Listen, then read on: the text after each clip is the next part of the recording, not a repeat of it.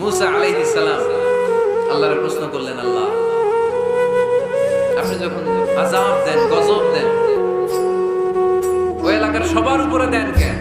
আযাব আর গজব তো নাফরমানদেরকে দিবেন, ওই এলাকার ভালো লোকদেরকেও দেন কেন? ভূমিকম্পে শুধু হিন্দুরা মরে না কেন, কাফেররা মরে না কেন, মুসলমানরা মরে কেন? নাস্তিকগুলো মরে না কেন, নাস্তিকগুলো মরে কেন? আপনি বাইসে বাইসে আযাব দিতে পারেন না? আল্লাহ বললেন, আমি উত্তর দিব না, কিছুক্ষণ পরে নিজেই উত্তর পেয়ে যাবো। মুসা আলাইহিস সালাম হাঁটতে হাঁটতে হঠাৎ ক্লান্ত হয়ে পড়লেন, একটা গাছের নিচে তিনি শুয়ে পড়লেন। হঠাৎ করে ঘুম চলে আসলো। ওই গাছের পাশে ছিল বিষ পিঁপড়ার বাসা। বিষ পিঁপড়া চিনেন? কামড় দিলে খুব আরাম লাগে, তাই না? কেমন লাগে? ব্যথা লাগে? খুব ব্যথা লাগে না? 3-4টা বিষ পিঁপড়া বিষ পিঁপড়ার বাসা থেকে এসে সাইয়েদনা মুসা আলাইহিস সালামের পায়ের মধ্যে কামড়াতে আরম্ভ করলো। মুসা আলাইহিস সালামের মেজাজ তো খুব নরম ছিল, তাই না?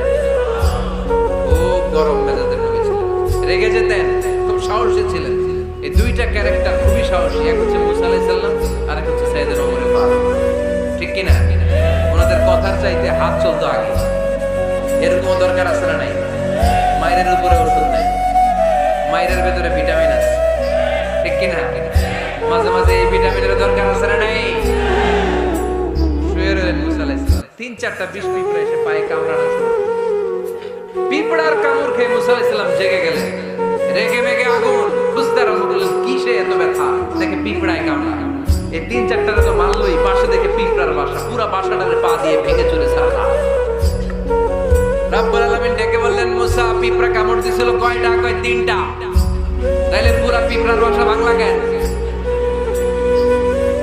কামড় দিয়েছে 3-4টা পিঁপড়া, পুরো পিঁপড়ার বাসা গুলোরে ডলে ডলে পিষে শেষ করলা কেন? আল্লাহ ডেকে বললেন, মুসা আযাবার গজব যখন আমি পাঠাই, আমি পাছায় পাঁচ বিচার করে পাঠাতে পারি না। আযাব পাঠালে জালেমরা যেমনি মরে, আলেমরাও মরে। এজন্য আপনি আলেম হয়ে বসে থাকলে, খানকার ভিতরে বসে থাকলে দেশ চলবে না। খানকার ভিতরে বসে থাকলে গোটা বিশ্ব যদি শয়তানের রাজ্য চলে, আপনি মুক্তি পাবেন না। গোটা বিশ্বটা ঠিক করার জন্য আল্লাহ আপনারে পাঠিয়েছে। এত মানুষের দরকার নাই, সংস্কারবাদী একজন পারে বাংলাদেশকে সংস্কার করে দিতে, ঠিক কিনা? যুগ জামানা পাল্টে দিতে চাই না অনেকজন, এক মানুষই আনতে পারে জাতির জাগরণ। এক মানুষই বিপদকালে বাঁচায় কাফেলা, ক্ষুদ্র ডিঙ্গি বাঁচায় জাহাজ অসীম দরিয়া। এজন্য একা একা মুসল্লি সাইজেন না, সমাজটারে মুসল্লি বানাইতে হবে। একা একা সালাত কইরেন না, আশেপাশে সবাইরে নিয়ে মসজিদে ঢুকতে হবে, আওয়াজ তুলে বলেন ঠিক কি না? এজন্য আল্লাহ বললেন, আল আমিরুনা বিল মা'রুফ ওয়ান নাহুনা আনিল মুনকার।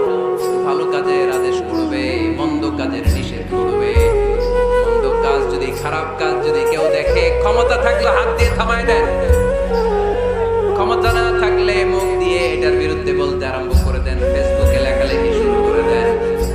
তাও যদি না পারেন, মনে মনে ওইটারে ঘৃণা করেন, মনে মনে প্ল্যান প্রোগ্রাম করেন কেমন থেকে এই সমস্যাটা সমাজ থেকে দূর করা যায়, ঠিক কি না?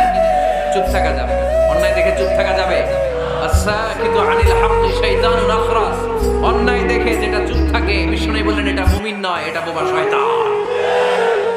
আল আমিরুনা বিল মা'রুফ, ভালো কাজের আদেশ করবে মুমিনরা, ওয়ান নাহুনা আনিল মুনকার, খারাপ কাজ দেখলে নিষেধ করবে।